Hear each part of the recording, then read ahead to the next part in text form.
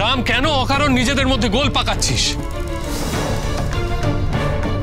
শোন, আমাদের সাহায্যই তোদের লাগবে, আর কেউ নেই রে তোদের উদ্ধার করার। সমাজপতিরা যথেষ্ট অপমানিত হয়েছেন, এবার দেখ তারা অনুমতি দেন কিনা।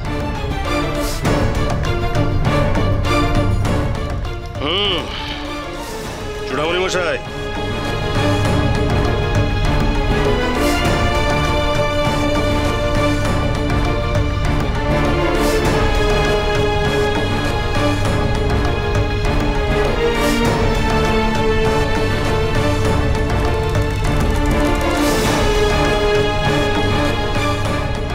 অনুমতি দেব।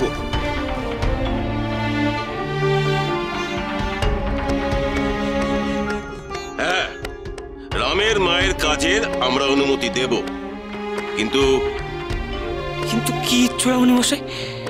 আমরা কেউ তোমার মায়ের শ্রাদ্ধের কাজে যোগদান করব না।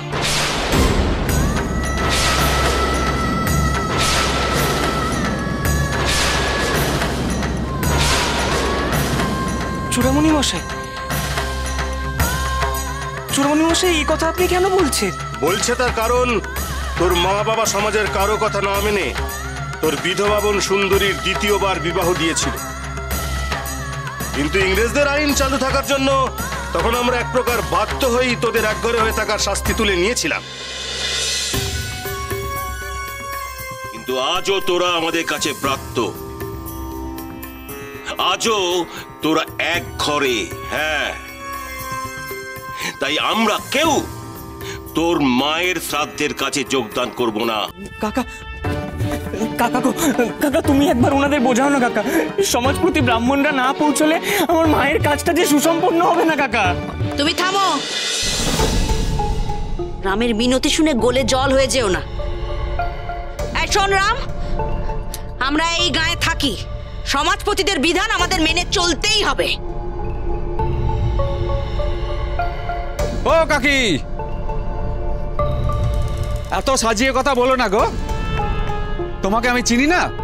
সব ব্যাপারে ব্যাগরা দেয়া তোমার স্বভাব।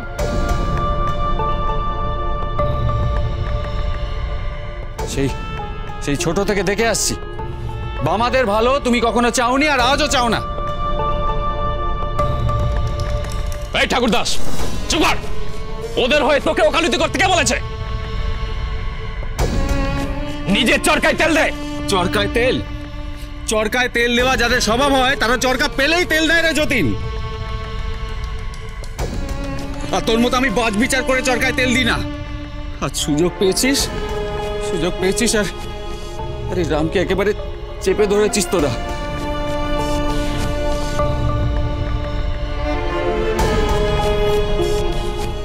চূড়ামণি মশাই, বাচস্পতি মশাই, আমি রামের হয়ে আপনাদের কাছে হাত জোড় করে অনুরোধ করছি, দয়া করে সমস্ত পুরনো কথা মন থেকে ঝেড়ে ফেলে রামের মায়ের কাজে যোগদান করুন। ঠাকুরদাস শোন, তুই রামের হয়ে সালিশি করতে আসবি না। হ্যাঁ, একদম না। বউ বাচ্চা নিয়ে এই গায়ে বাস করিস, বিপদে পড়ে যাবি। হ্যাঁ,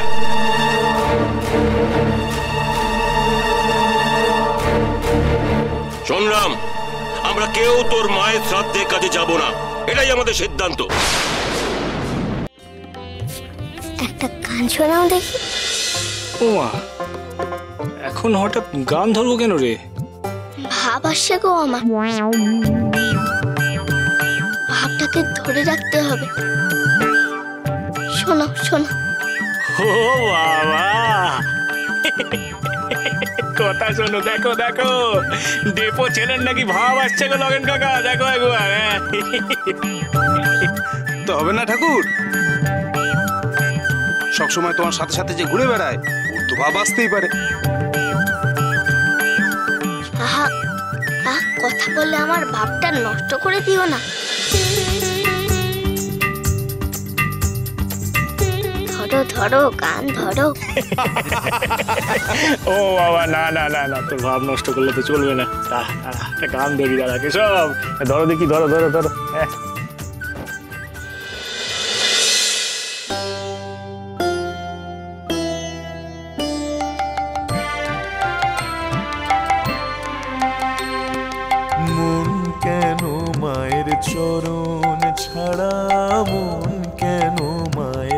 চরণ ছাড়া।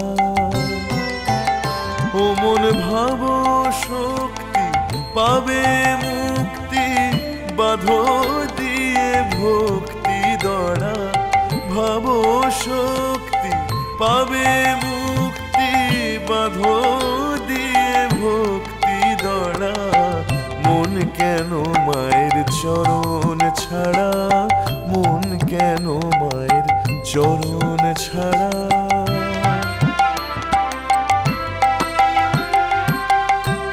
নয়ন থাকতে দেখলে না মন, কেমন তোমার কপাল পোড়া। নয়ন থাকতে দেখলে না মন, কেমন তোমার কপাল পোড়া।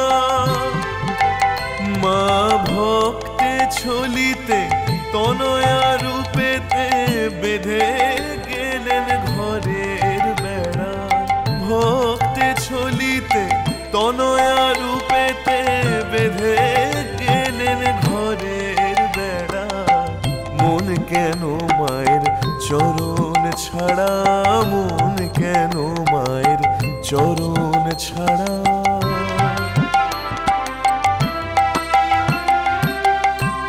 বাবা বাবা বাবা বাবা বাবা রে! এ কি সর্বেশ্বর দাদা, তুই এমন করে দৌড়ে এলে কেন গো? শিগগিরি শিগগিরি চল রে বাবা, ওইদিকে যে মহা গোল বেঁধেছে।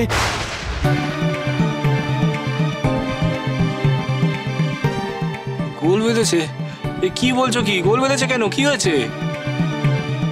রাম গ্রামের কালীতলায় সমাজপতিদের কাছে গিয়ে তোর মায়ের শ্রাদ্ধের জন্য অনুমতি চাইতে গিয়েছিল, আর সেখানেই সমাজপতিরা অনেক বড় গোল বাঁধিয়ে দিয়েছে।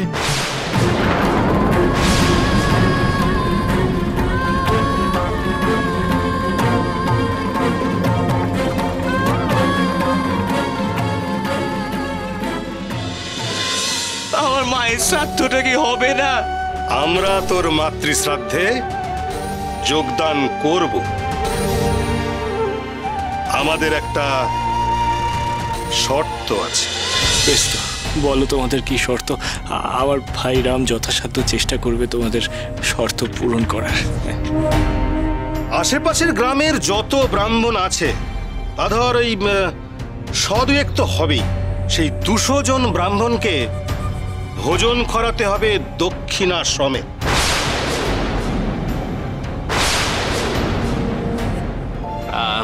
তা এখনো পর্যন্ত কতজন ব্রাহ্মণ উপস্থিত হয়েছেন? তা ধরুন সর্বসাকুল্যে 100-5 তো বটেই। 500? মহাপীর